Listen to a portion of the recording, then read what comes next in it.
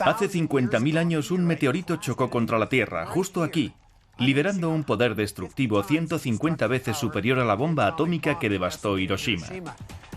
Esto es el cráter Barringer en Arizona, la prueba fehaciente del pasado violento de nuestro planeta.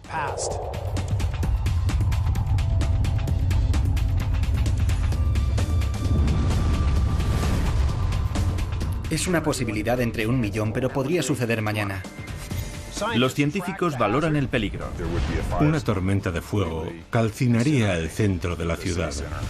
La vida será más dura dentro de unos 10.000 años. El plan previsto: mejor estar preparados que no estarlo. defender la Tierra. Estamos hablando de salvar la vida en la Tierra. Esto no es ciencia ficción.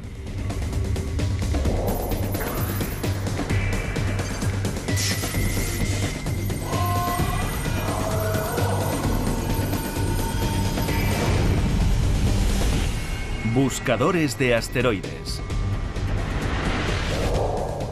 Este cráter se formó cuando un trozo de asteroide, un meteorito, colisionó contra la Tierra hace decenas de miles de años. Pero no siempre un meteorito deja un cráter tras de sí. De hecho, el impacto violento más reciente no dejó ningún cráter. Ocurrió hace unos 100 años, en una zona de Siberia llamada Tunguska. ¿Qué fue lo que ocurrió allí realmente? Los científicos continúan intentando desvelar ese misterio. El Laboratorio Nacional de Alta Seguridad de Sandia tal vez no parezca el lugar más apropiado para estudiar lo ocurrido en Tunguska. Después de todo, la explosión del asteroide tuvo lugar en el otro extremo del planeta hace 100 años. Lo que tenemos aquí es una explosión estacionaria, así que ponemos 5 megatones de energía y dejamos que explote.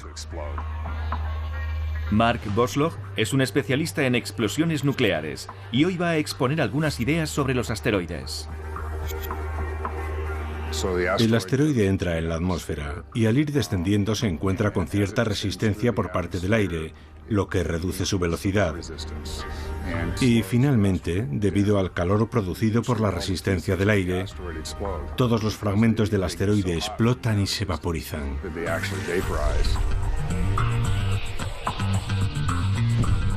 Así es como los investigadores han creído siempre que se desencadenó la explosión de Tunguska. Pensaban que se trataba de una explosión estacionaria de entre 10 y 20 megatones. El problema es que ese concepto es esencialmente erróneo. No es como la explosión de una bomba, es una explosión en movimiento, y lo que estábamos haciendo al no tener eso en cuenta era descartar el impulso. Es decir, que al explotar sigue manteniendo su impulso y los restos continúan avanzando. Es una forma innovadora de explicar el impacto de un asteroide. Bosloch empezó a replantearse la interpretación tradicional después de que el cometa Shoemaker-Levy colisionara contra Júpiter hace más de 10 años. Observar las consecuencias de aquel impacto le hizo reflexionar y le condujo a esto. Nos muestra cómo una explosión de 5 megatones continúa explosionando al atravesar la atmósfera, creando vientos y bolas de fuego supersónicos. Cuando utilizas una resolución muy alta, empiezas a ver nuevos fenómenos físicos. Una de las primeras cosas que advertimos fueron unos flujos de gran tamaño, unos vórtices. Estos vientos se arremolinan golpeando violentamente la Tierra como un anillo de humo que impacta contra una superficie estática generando más impulso. La materia aumenta su aceleración a través de ese canal y crea una columna que sale al espacio exterior. Esta gran columna de gas se eleva en el espacio y luego desciende hasta situarse sobre la atmósfera. Para ver cómo se puede aplicar la teoría a lo sucedido en Tunguska tenemos que retroceder en el tiempo. Bosloch no es el único científico que ha intentado averiguar qué fue lo que ocurrió aquí a primera hora de la mañana del 30 de junio de 1908. El primer equipo que realizó el viaje a esta remota región de Siberia fue liderado por Leonid Kulik. Fue en 1938, 30 años después del suceso. Me fascinan esas viejas fotografías. En ellas advertí que la caída de los árboles suele estar relacionada con la topografía. La explosión destruyó un área boscosa tan grande como Washington DC, pero en el centro los árboles permanecieron en pie, aunque despojados de sus ramas. Kulik y su equipo se quedaron tan perplejos ante lo que vieron que realizaron una simulación alrededor de 1938. En aquella época era tecnología de vanguardia.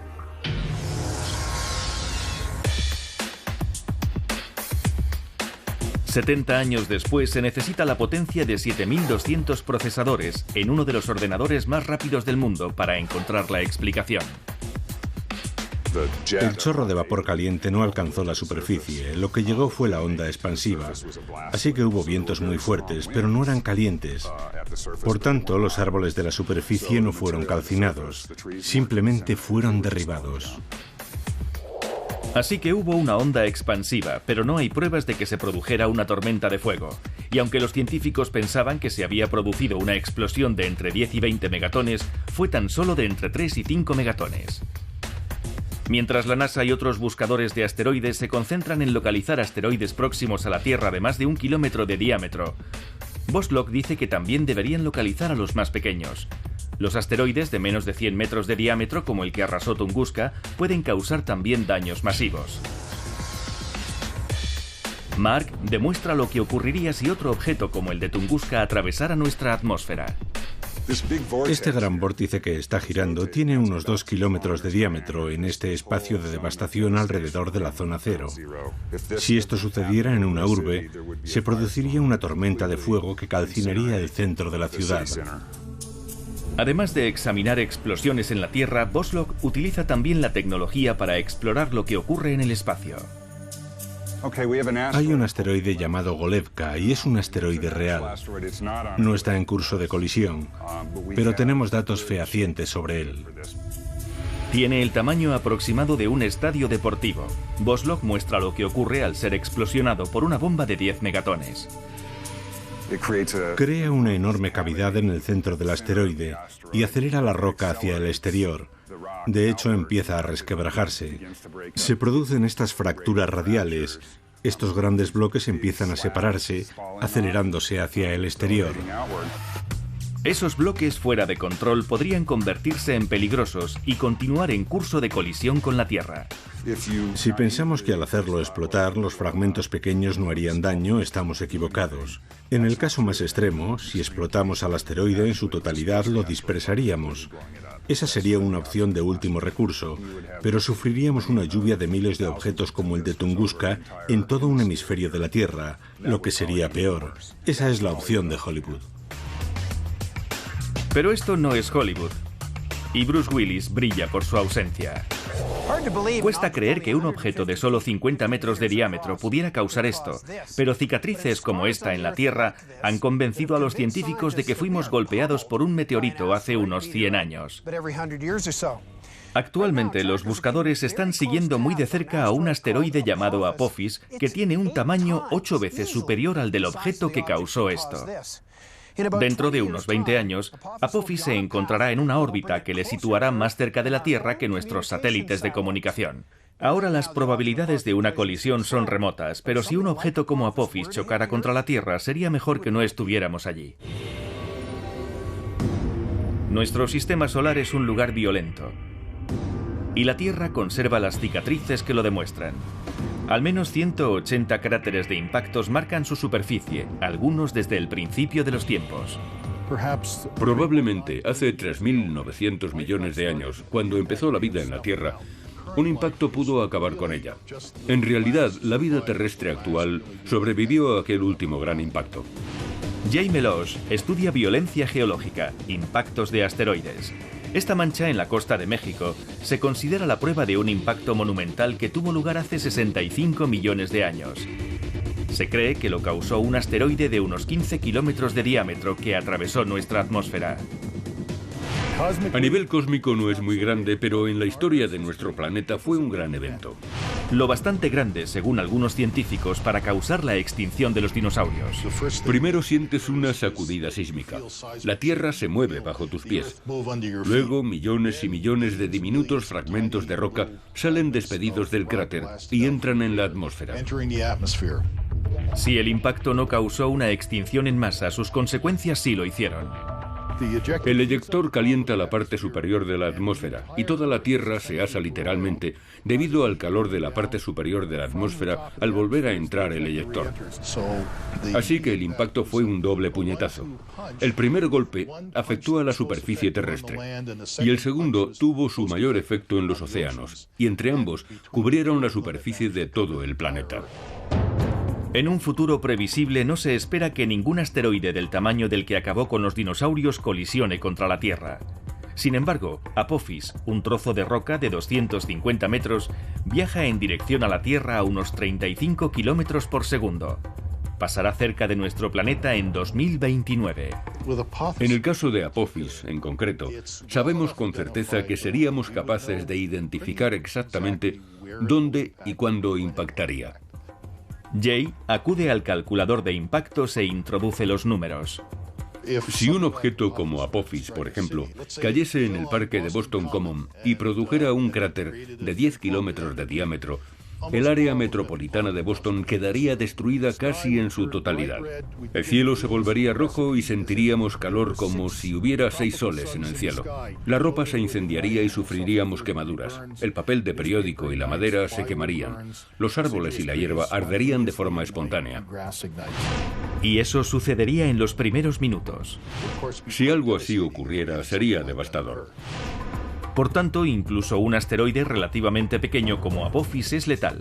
Los científicos están trabajando en posibles planes de desviación. Creen que podríamos desviar a Apophis de su curso. Melosh tiene su propia teoría. En el espacio utilizaríamos un espejo, pero ahora estoy usando una lupa. Al incidir sobre el asteroide, empezamos a vaporizar la materia. Y al vaporizarse, el asteroide, por virtud del principio de reacción de Newton, es empujado en la dirección contraria. Si trasladamos la idea a proporciones espaciales, este es el aspecto que podría tener. La idea es alcanzar al asteroide mucho antes de que se acerque a la Tierra.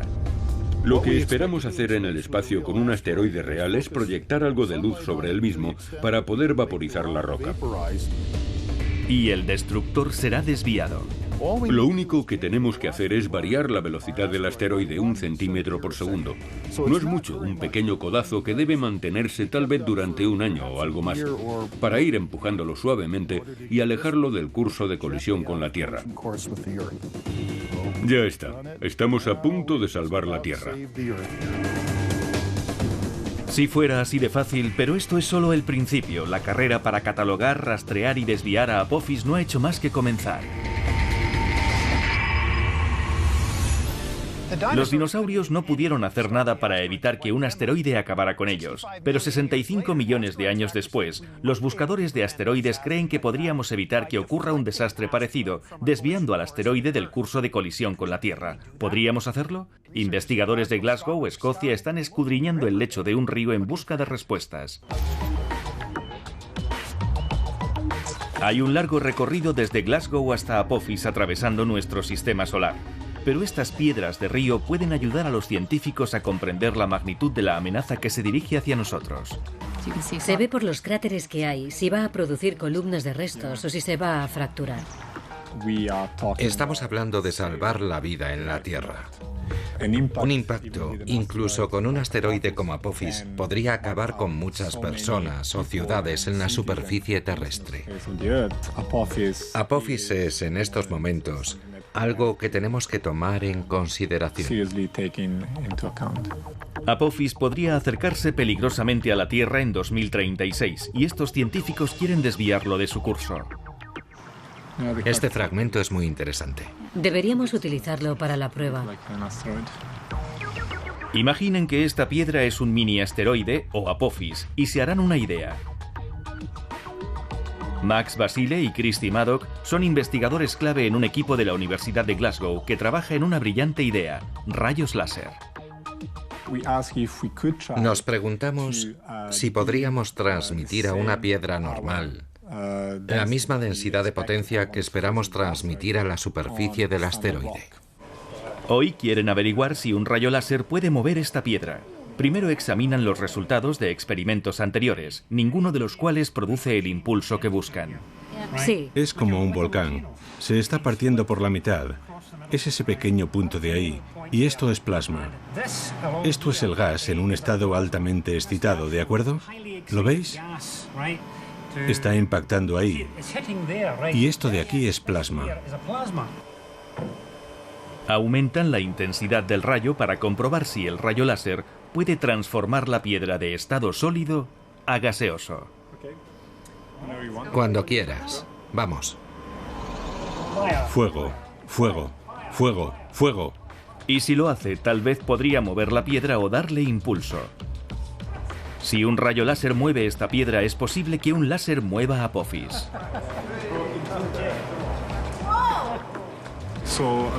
Así que la piedra ha expulsado muchos restos y mucho gas. Esperábamos que el impacto fuera incluso más violento y que la piedra expulsara más gas. Lo que no esperábamos era que el láser rompiera la piedra. Se dieron cuenta de que la intensidad del láser era desproporcionada en relación al tamaño de la piedra. La expulsión de restos y el humo ascendente han sido muy superiores a lo que yo esperaba. Incluso la columna era más intensa, especialmente cuando se trata solamente de un experimento previo.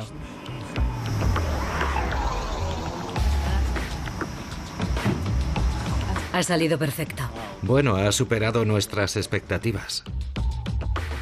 Todo forma parte de un plan a largo plazo para desviar a Apophis de su curso. Basile ha estudiado diferentes formas de desviar un asteroide. Podríamos empujarlo, destruirlo, tirar de él e incluso pintarlo. Pero lo que más le gusta a Basile es la sublimación solar descrita por primera vez por Jay Meloche.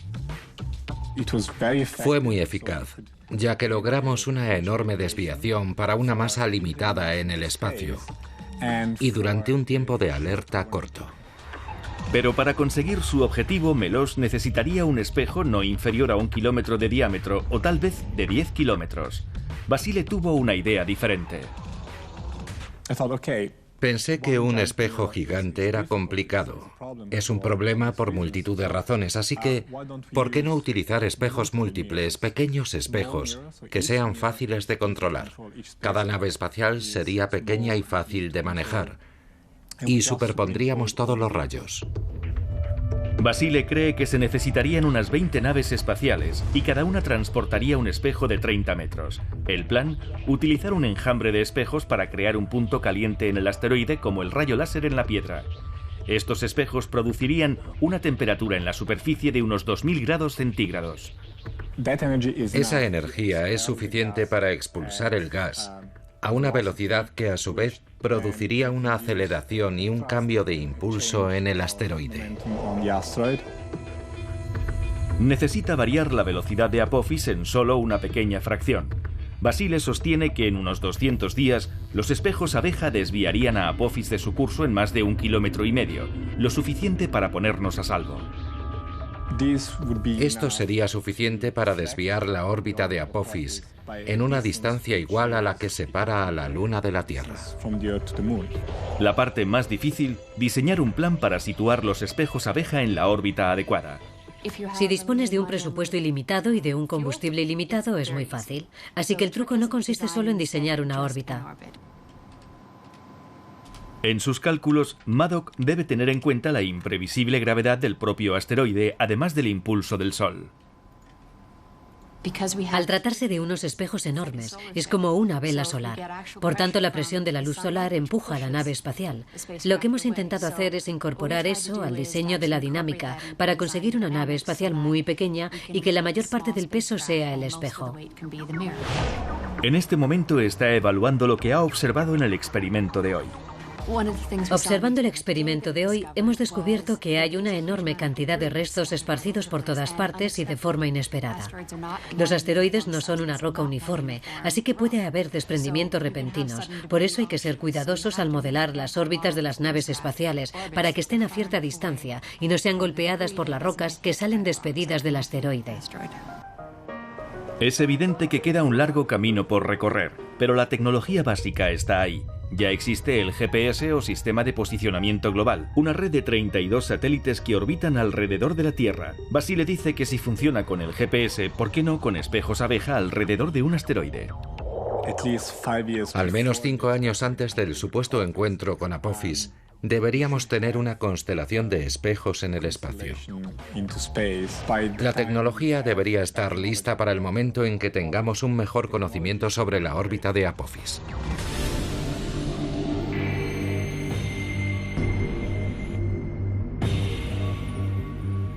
Para detener el avance de un asteroide como Apophis, los investigadores deben saber dónde se encuentra exactamente, y como este telescopio sugiere, el espacio es un lugar muy extenso. La Sociedad Planetaria, el mayor grupo de intereses espaciales del mundo, lanzó un desafío: desarrollar la mejor idea para catalogar y realizar el seguimiento de Apophis. En juego $65.000 en premios en metálico. Pero para Spaceworks, en Atlanta, Georgia, se trataba de algo más que de ganar los $25.000 del primer premio.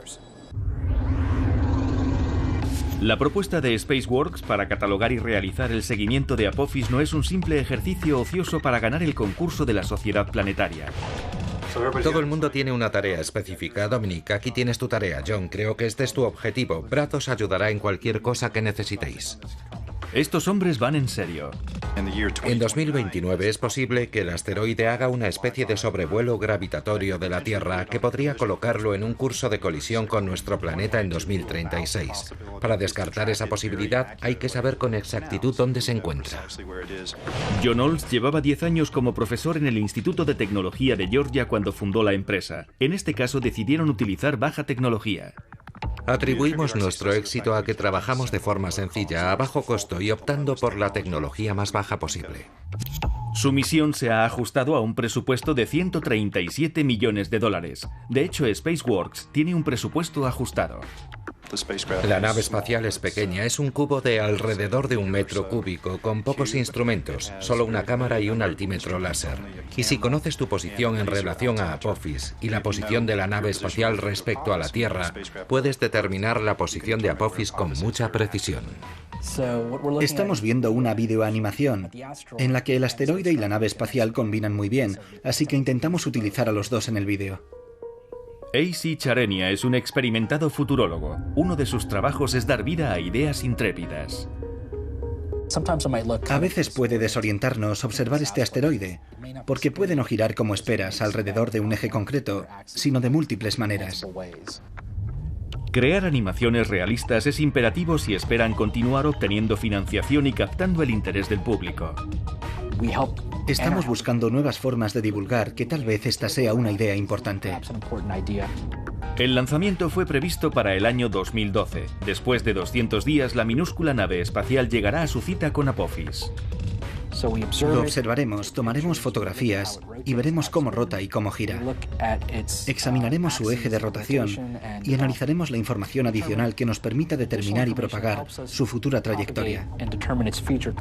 Durante los primeros 30 días nos mantendremos a una distancia de unos 2 kilómetros, porque cuanto más nos acerquemos, más incierto sería el efecto orbital que ejerza sobre la nave espacial. Que sea una misión modesta desde el punto de vista tecnológico y presupuestario no significa que los resultados también lo sean. Durante 300 días realizaremos observaciones mediante radiobaliza. Enviaremos un pulso de luz con un altímetro láser al asteroide y determinaremos su posición respecto a nosotros. Y después enviaremos la información a la Tierra.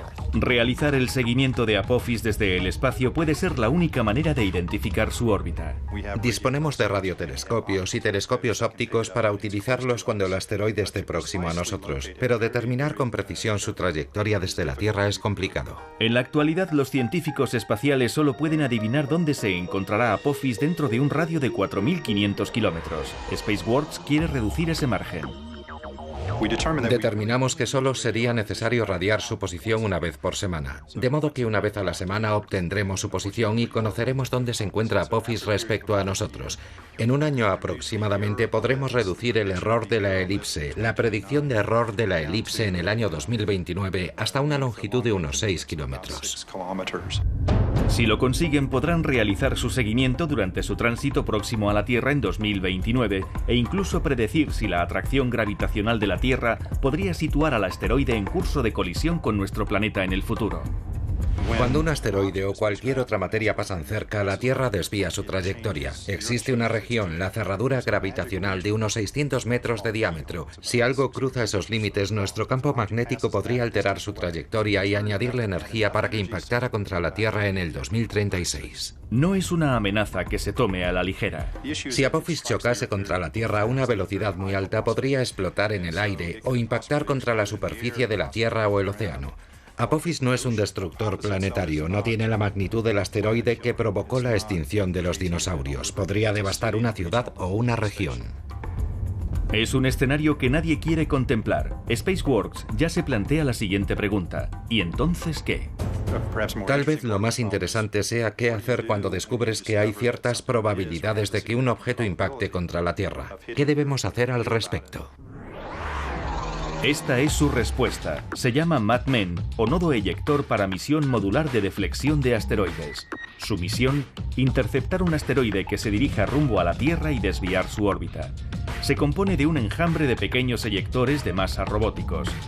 Aterrizan en el asteroide y empiezan a expulsar pequeñas cantidades de material eyectado a velocidades muy altas.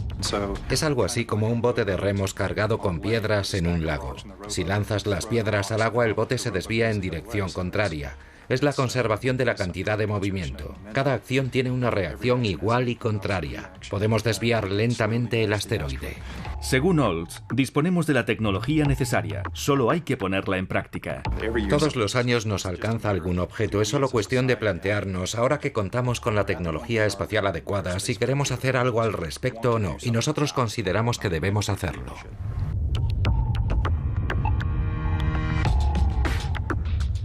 SpaceWorks no es el único grupo en Georgia que trabaja para defender nuestro planeta. Cuando se trata de plantear ideas, los estudiantes van con frecuencia un paso por delante. Por eso la Sociedad Planetaria creó una sección de estudiantes para enfrentarles al desafío de encontrar la mejor forma de catalogar y realizar el seguimiento de Apophis. Los alumnos del programa de diseño espacial del Instituto de Tecnología de Georgia convirtieron su proyecto estudiantil en un premio de $5.000. La competencia no es algo que estos chicos se tomen a la ligera. Nuestra consigna fue, este es nuestro objetivo y tenemos que trabajar para alcanzarlo, trabajar y trabajar. Se hacen llamar el equipo explosivo y este es su proyecto ganador, Pharos, un plan para catalogar a Apophis y realizar su seguimiento minuto a minuto, día a día. Nuestro eslogan, arrojando luz sobre el asteroide próximo a la Tierra, Apophis. Comienzan con una sesión de intercambio de ideas. ¿Y si hiciéramos que sobrevolase el asteroide? Sería algo similar a una órbita. Enviemos un explorador. Enviar un explorador. Disponemos de diferentes formas de interactuar con el asteroide. Pensemos en el número de aeronaves que necesitamos. ¿Creéis que deberíamos tener naves independientes? Por ejemplo, una nave nodriza y un par de naves auxiliares. El presupuesto es de $500 millones. No podemos tener muchas naves. Los estudiantes cuentan con un límite presupuestario de $500 millones. Las normas son simples.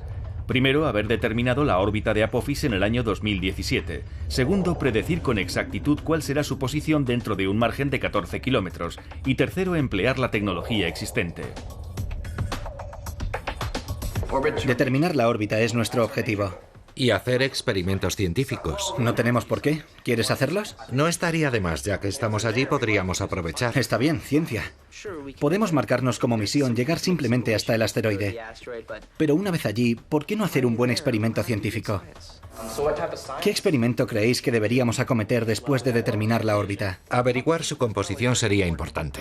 ¿Por qué no determinamos la masa? Yo voto por la rotación. En el futuro será imprescindible conocer su movimiento de rotación. Se requieren meses de discusión antes de optar a un proyecto ganador. Su misión incluye un lanzamiento en el año 2014 y un periodo de unos 9 meses para llegar a Apophis. Pasados 1 o 2 meses, iniciaríamos el lanzamiento de algunos impactadores balísticos. Estos salen girando, abandonan la nave e impactan a una velocidad de unos 80 metros por segundo. Las balizas se lanzan sobre lados opuestos de Apophis para que no afecten a su órbita. Cada una de ellas dispone de sensores para medir la temperatura y la vibración. La sonda levantaría polvo lo que nos permitiría averiguar más sobre la composición interna del asteroide, además de mostrarnos cómo la sonda disminuye de velocidad tras el impacto. La nave nodriza transmite la información a la Tierra. Parece una operación sencilla, pero lo único que los estudiantes no pueden controlar es la forma de Apophis. Como es un elipsoide triaxial, es diferente en las 3 direcciones. Es complicado y hay que usar técnicas de integración numérica y tener en cuenta todos los factores, como la presión de la radiación solar que irá alejando al asteroide. Los demás planetas ejercerán también su fuerza de atracción sobre él. Hay que contemplar todo esto y pensar que tenemos varios años para propagar su órbita. Es complicado, pero merece la pena. Tuvieron que calcular la órbita para ganar el concurso de la Sociedad Planetaria. Esa es la cuestión. No debería estar lejos. Es una misión ambiciosa y con un coste de 429 millones de dólares, relativamente cara también. Bueno, chicos, acabo de terminar la última parte de mi sección. ¿Listos para imprimir esto? Vamos. Imprimámoslo. Trabajamos mucho para fundamentar todas nuestras decisiones respecto al diseño. Creo que esa es una de las razones por las que nos salió tan redondo. Cubre todos los requisitos, va un poco más allá y creemos que está bien diseñado. Y no acaba todo simplemente por el hecho de ganar el premio de $10.000. Su misión, Pharos, será examinada por directivos de la NASA. Este es el telescopio de 4 metros del Observatorio Nacional de Kitt Peak en Arizona.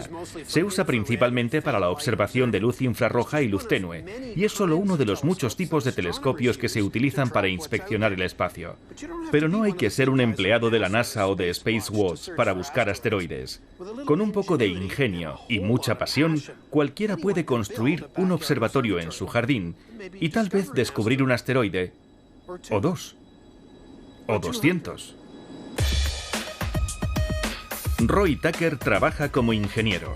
Pasa infinidad de horas en un taller de precisión fabricando sensores CCD, como los que se usan en los telescopios de gran alcance.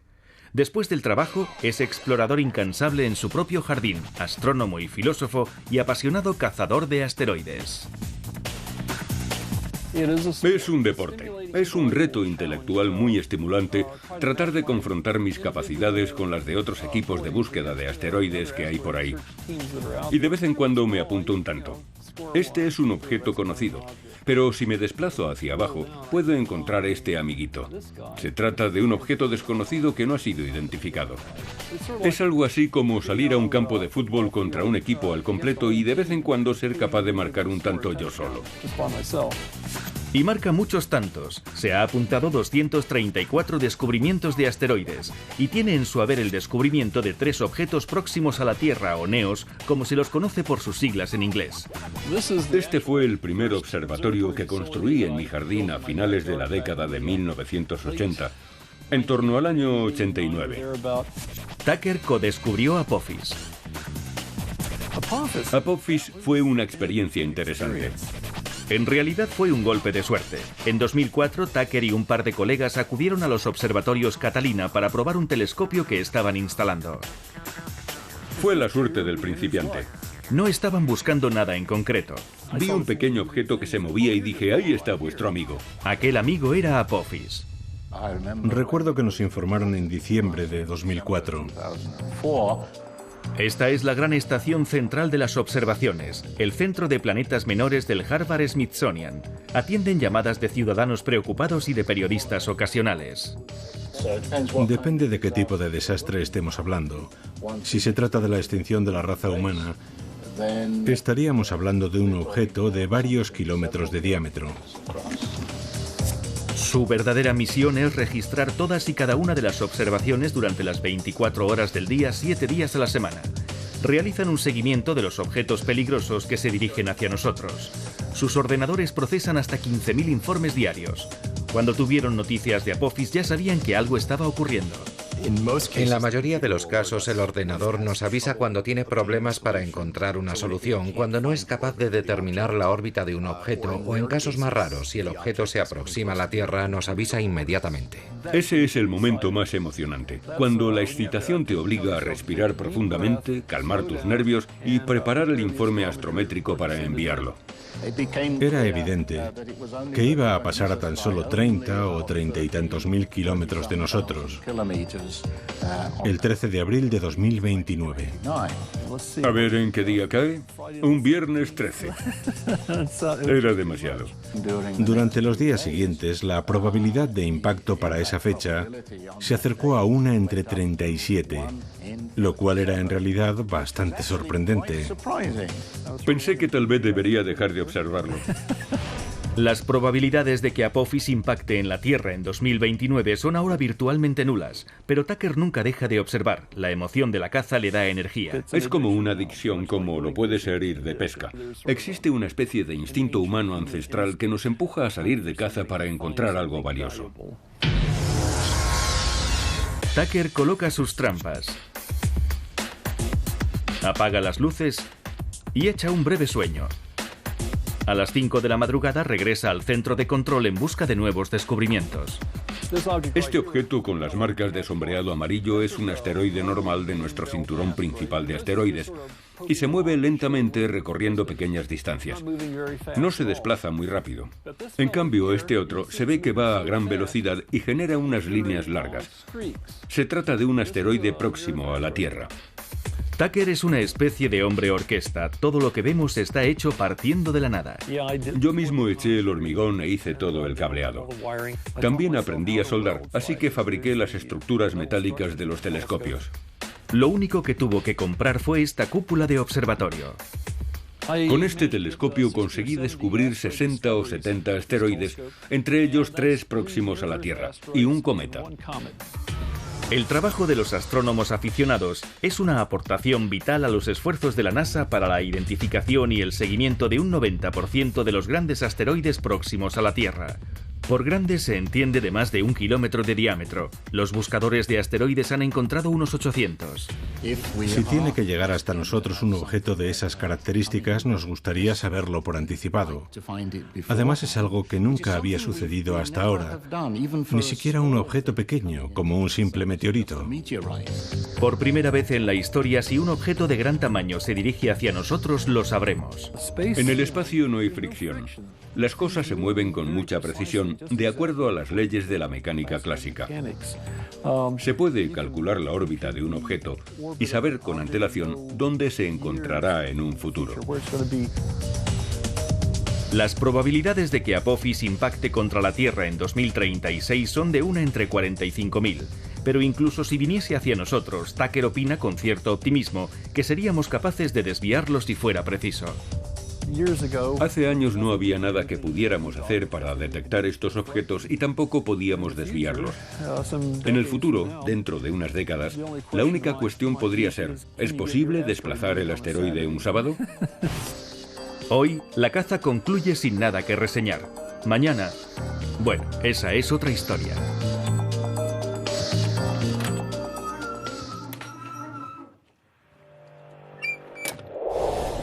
Los asteroides son cuerpos menores que nunca llegaron a ser planetas. Son los enanos del sistema solar. La mayoría vive en el cinturón de asteroides entre Marte y Júpiter, y como ocurre con las piedras en la Tierra, no hay dos iguales. Por eso los científicos utilizan telescopios como este para averiguar de qué está hecho Apophis. Llueve en Boston, pero eso no impide a los investigadores del MIT, el Instituto Tecnológico de Massachusetts, inspeccionar el cielo para localizar, identificar y registrar asteroides. Una de las primeras cosas que hacemos si observamos algo peligroso o a un enemigo es conocerlo, saber a lo que nos enfrentamos. El 4450 tiene una magnitud de 14,8 y no sufrirá grandes variaciones hasta el año 2060, y este también permanecerá así durante unos 50 años más o menos. Les presento a Richard Vincent del Departamento de Astrofísica del MIT, también conocido como Doctor Asteroide, que está realizando un seguimiento de Apophis. Si nos enfrentásemos al reto de tener que hacer algo con respecto a un asteroide como Apophis, nos gustaría saber de qué está compuesto. ¿Es un meteorito de roca más liviano o un gran meteorito de hierro pesado? ¿Qué densidad tiene? ¿Cuál es su masa? ¿Qué tendríamos que hacer si quisiéramos alterar su trayectoria? ¿Cuánta energía tendríamos que aplicar? Su compañera está reuniendo información. Podemos comenzar con un doble haz y un tiempo de integración de 120 segundos y tal vez podríamos colocar el retículo en esta posición. De acuerdo. Vamos allá. Bien, gracias. Para ayudar en la estrategia de defensa, Christina Thomas conecta por videoconferencia con el observatorio de Mauna Kea en Hawái. Aquí, a 4.200 metros sobre el nivel del mar, la densidad atmosférica es muy baja, lo que se traduce en una menor interferencia en las observaciones. Solo aguardan a que cambien las condiciones meteorológicas. Somos capaces de realizar alguna observación visual, pero el 99% de lo que hacemos está por debajo de la parte visible del espectro electromagnético. Así que contemplamos luz invisible. Este es uno de los pocos telescopios de infrarrojos que existe en el planeta. Con él Thomas puede ver cosas invisibles al ojo humano. El ordenador está apagado. Echa un vistazo. Muy bien, gracias. A menudo ella es la primera en hacer estas observaciones. Nadie más tiene un espectro del asteroide todavía. Y no puedes evitar pensar, soy la primera persona que puede hacer esto. Y en ese momento me digo a mí misma, ya sé por qué me dedico a esto. Vincel tiene sus propias razones para seguir investigando. Cada asteroide tiene una huella digital única de infrarrojos que proporciona pistas sobre su composición. La razón para tratar de analizar un asteroide con luz infrarroja es que los minerales de los que están compuestos tienen absorciones particulares, patrones de color específicos que se extienden hacia el infrarrojo y que nos permiten descifrar su composición. Si Vincel averigua con exactitud de qué está hecho Apophis, aumentarán las posibilidades de detenerlo o por lo menos alejarlo de su trayectoria. Alrededor del 5% de los meteoritos están compuestos de metal pesado, de hierro o incluso de hierro y roca. Su densidad es aproximadamente de 5,5 a 6 veces mayor que la del agua. Y realmente se puede afirmar que este es el tipo de meteorito que si se dirige hacia aquí, es preferible apartarse de su camino si fuera a impactar contra la Tierra. Imaginemos que Apophis estuviera hecho de este material. Sería necesario un impulso muy potente para alterar su órbita. Christina Thomas genera el perfil de asteroides, una imagen abstracta. Los datos de infrarrojo se convierten en una huella digital única. La forma en que un asteroide refleja las partes del espectro indica los minerales que contiene. Para los buscadores de asteroides esta huella es vital. Creo que tiene un contenido de calcio muy alto, un poco más de lo que estamos acostumbrados a ver, así que se trata de un objeto interesante. La huella digital infrarroja se contrasta con la de otros meteoritos que han caído en la Tierra. Vincel ha hallado una coincidencia para Apophis. La huella digital que encaja mejor con Apophis es igual a la de este meteorito, que llamamos condrita de tipo LL, donde LL hace simplemente referencia a su muy bajo contenido en hierro.